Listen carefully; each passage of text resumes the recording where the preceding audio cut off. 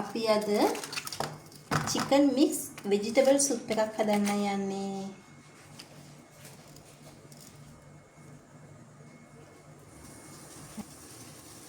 හරි. මේ තියෙන දැන් ඕමනා දේවල් ටික. ඔයාලට කැමති ඕනම දෙයක් ගන්න පුළුවනි.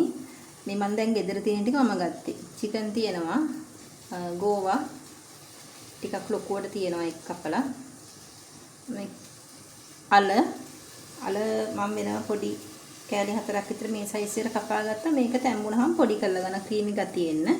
කැරට් මේකත් මේ තම්බලා තියුණු ටිකක් තමයි මම ගත්තේ. බඩේරිඟු තක්කාලි බොංචි කරපිංචා බීලුණු. මේක සුකිනි කියන්නේ මේක මේ පොඩක් ඉන්න මේ තියෙන්නේ එක. මම මේකෙන් තමයි පොඩි කෑල්ලක් කපලා ගත්තේ. මේකට මම හරි ආසයි. මේක අවශ්‍යම නැහැ. ගෙදර තියෙන මොන එළවලුවද ඒ තියෙන එකක් ගන්න. ඊට පස්සේ හට්ටියක් ලිපේ තියලා තෙල් ටිකක් දාලා මේ අඩු වැඩි ටික දාන්න තමයි තියෙන්නේ. හරි අපි දැන් ඉස්සෙල්ලා චිකන් ටික දානවා. චිකන් ටික දාලා එක ටිකක් ෆ්‍රයි කරගෙන ඊට පස්සේ මේ කරපිංචායි බීලුණු දානවා. ඊට පස්සේ දානවා බඩේරිඟුයි අය දානවා අල කැරට්. ඒ ටික දාලා ඒ ටික තැම්බෙනකොට තමයි මේක ඉක්මනට තැම්බෙනවා මේ සුෂිනේක. ඒක ඉක්මනට තැම්බෙන නිසා මේ ටික තැම්බුනහම තමයි නේව දාන්නේ. මේකයි මේ බොන්සි එකයි තක්කාලි එකයි. අන්තිමට තමයි මේ ගෝවා එක දාන්නේ. අන්තිමට ගෝවා එක දාන්නේ අර ඒක ටිකක් ක්‍රන්චි වගේ එන්න ඕන නිසා ඒක මම අන්තිමට දාලා ගන්නෙ. මේ මම දැන් අර මුලින් කිව්වා වගේ චිකන් ටිකයි අලයි කැරට්ුයි බීලුණුයි බඩේරිඟු තමනාද කරපිංචා ඒ ටික තමයි දාගෙන තියෙන්නේ. දැන් මේ ටික දාලා පොඩ්ඩක් මික්ස් කරලා මේක තැම්බෙන්න වතුර දා ගන්න ඕන. තැම්බෙන්න වතුර දාගෙන ඊට පස්සේ මේක හොඳට තැම්බෙනකොට තමයි අර සුකිනි ටිකයි තක්කාලි බොංචි දාන්නේ.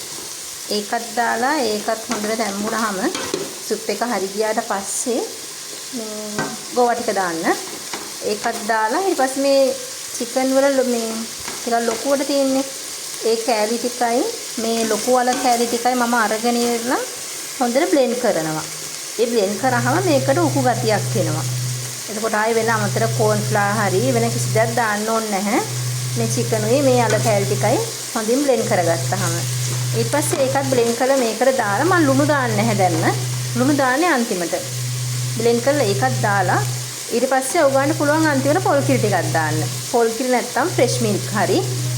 ඒ දෙකෙන් එකක් දාගන්න පුළුවන්. පොඩ්ඩයි දාන්නේ. දාලා ඉවර වෙලා ලුණු දාලා රස බලලා ඊට පස්සේ ලිප් ඔෆ් කරගන්න. දැන් මේ මම අර අනිත් දේවල් ටික අල එහෙම තැම්මුවාට පස්සේ අනිත් එළවලු ටික දාගත්තා. දාගෙන මේක මේ තියෙන්නේ තඹගත්ත අර ලොකු අල කෑලි 2-3යි චිකනුයි. ඒක දාලා හොඳට මේ විදිහට බ්ලෙන්ඩ් කරගත්තා. දැන් ඒකත් මේකට දාලා ගන්නවා. ඔන්න ඉතින් මේ තියෙන්නේ අපේ සුප් එක.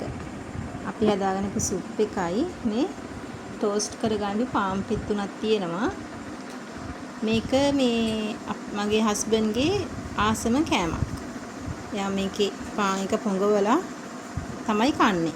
මම නම් කලින් ඉස්සර එහෙම කාලා නැහැ. එයාගෙන් තමයි මමත් පුරුදු උනේ.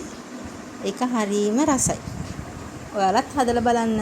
හදලා බලලා කියන්න කොහොමද රස කියලා. Thank you.